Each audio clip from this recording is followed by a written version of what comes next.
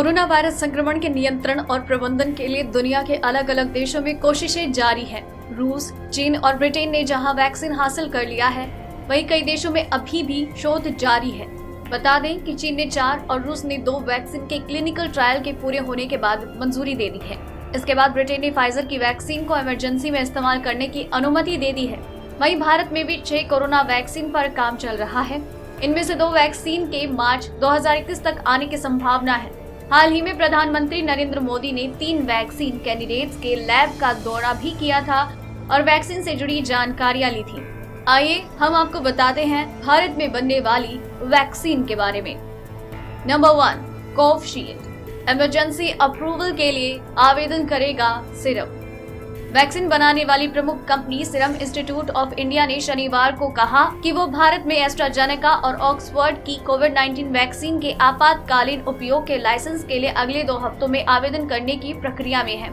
SII के CEO Adar Poonawalla ने कहा, वैक्सीन के 40 लाख डोज तैयार हो चुके हैं। कहा गया है कि ये वैक्सीन सरकार को 225 रुपए और आम लोगों को 500 रुपए में मिलेगा। बीते महीने इस वैक्सीन के 3rd फेज के क्लिनिकल ट्रायल के नतीजे आए। बताया गया कि जब संक्रमित को इसके 1.5 डोज दिए गए तो इसका असर 90% था, वहीं फुल 2 डोज देने पर इसका असर 62% रहा। Number 2, Covaxin. फरवरी या मार्च तक कर सकती है इमरजेंसी अप्रूवल के लिए अप्लाई।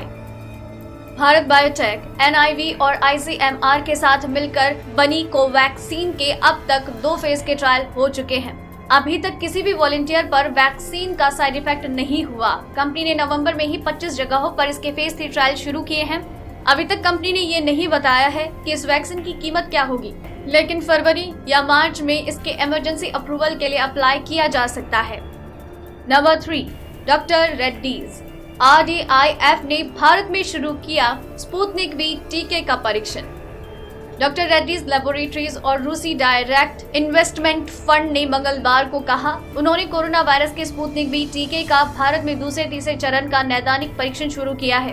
उन्होंने कहा, कसोली स्थित केंद्रीय औषधि प्रयोगशाला से आवश्यक मंजूरी मिलने के बाद परीक्षण शुरू हो गया।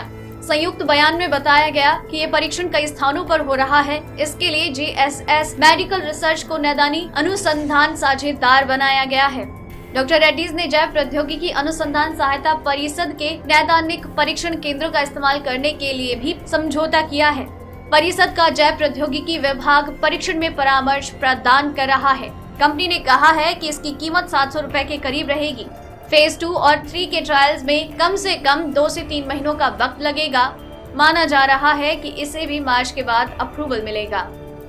नंबर 4, जायडस कैडिला फेज 3 की तैयारी में। दवा बनाने वाली कंपनी जायडस कैडिला ने कोरोना के संभावित टीके जायकोव-D का विकास किया। कंपनी ने हाल ही में अपने टीके के पहले चरण के नैदानिक परीक्षण की घोषणा की थी। कंपनी ने अब तक ये स्पष्ट नहीं किया है कि उसकी वैक्सीन के दाम क्या रहेंगे। हालांकि ये बताया जा रहा है कि 2021 के 2nd क्वार्टर में वैक्सीन बाजार में आ सकती है।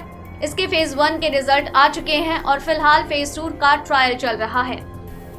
नंबर 5, हैदराबाद की बायोलॉजिकल ई से वैक्सीन के लिए करार।